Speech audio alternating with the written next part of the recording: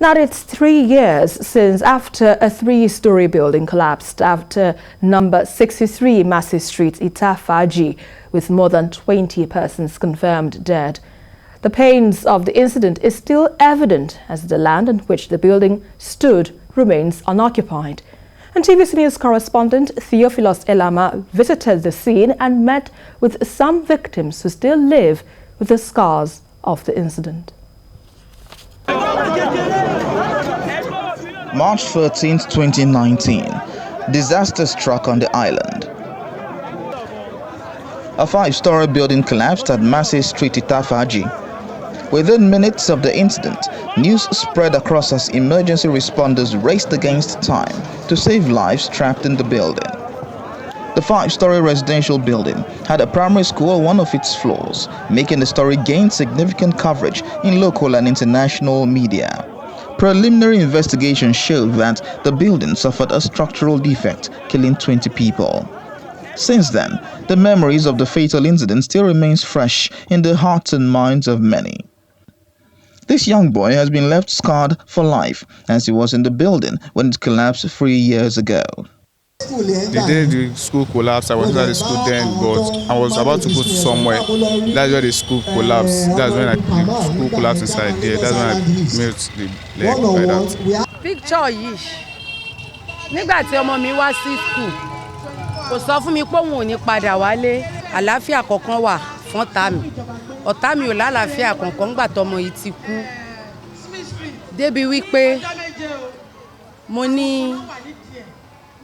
mo sick, débi wípé mo tún ní high blood pressure.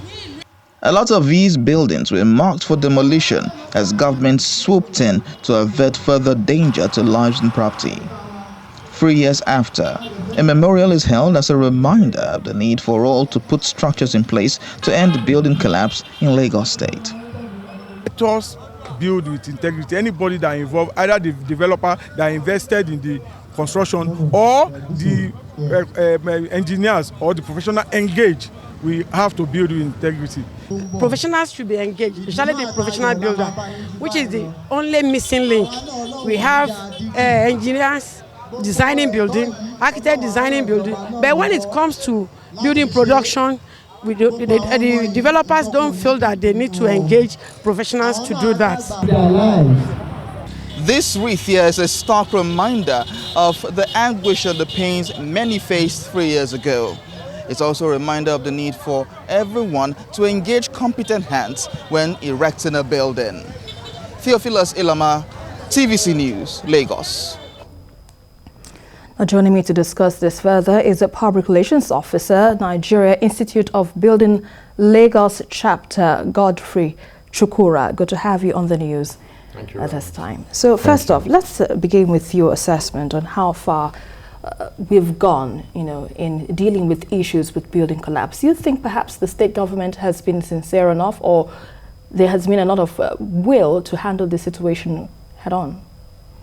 Thank you, and good evening, viewers. Answering your question, there is quite a lot more that requires to be done. The government is trying her best, but to bring the issue of building collapse, to a halt will require serious political will. And this is because we've seen situations where very influential people fouled building regulations, and when they get caught, perhaps there is no political way to prosecute them to the letter. So what would you propose should be the right option, in dealing with issues like this? Yes. Currently, there are steps that have been taken. For instance, in Ogun State, they have adopted, they have signed an MOU with Building Collapse Prevention Guild. Building Collapse Prevention Guild, BCPG, is an umbrella body of all professional bodies that came together to form the guild to help government in policing construction because of the volume. So the step with which that has gone is what we are advocating. Government agencies do not have the capacity to completely police all sites in Lagos. And as such, it's only sensible and reasonable that, you know, they bring in professionals to help them in that, even at this point for whistle blowing. And then when they blow the whistle, the onus now is for the government, who has the power to sanction and punish erring and offenders to do so.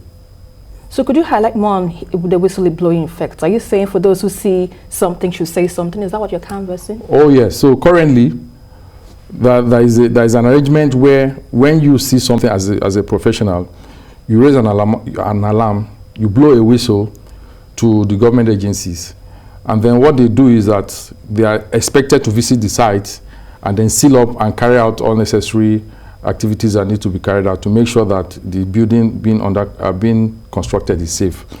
So what we have currently is that they are not able to, they don't have the capacity to even police all the sites that they get information on. So, I mean, there needs to be an expansion.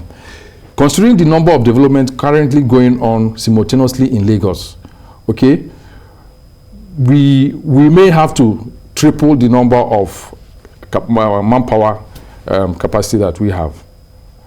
And in terms of the professional bodies, would you say we have enough to, you know, checkmate what we have on ground? For instance, I hear some of the people that are at the Ita Faaji Memorial say if different other associations are also, you know, looked into, perhaps we'll have reduced cases of building collapse in the country or in the state, as it were. Yes, I mean, the professionals are everywhere, okay? They're everywhere, they're in nooks and crannies. So they have the capacity, you know, to support government in this, because currently the developers and building owners do not engage professionals. What you see is that they prefer to engage quacks. And then when you engage in quackery, of course, the end result is collapse. So, and that's why we keep advocating that people should build right, engage the right professionals, engage professional registered builders for your building production processes, okay? Engage professional architects, registered architects for the designs. Engage registered engineers for the designs, engineering designs. Okay, so because the construction industry is a family of 7. And if everybody within this family plays their role, of course, everything will go smoothly. And that's a fine place to leave it. Public Relations Officer at Nigeria Institute of Building, Lagos Chapter, Godfrey Chukura. We appreciate your insights. Thank you very much. On the News at 10 tonight. Thank you.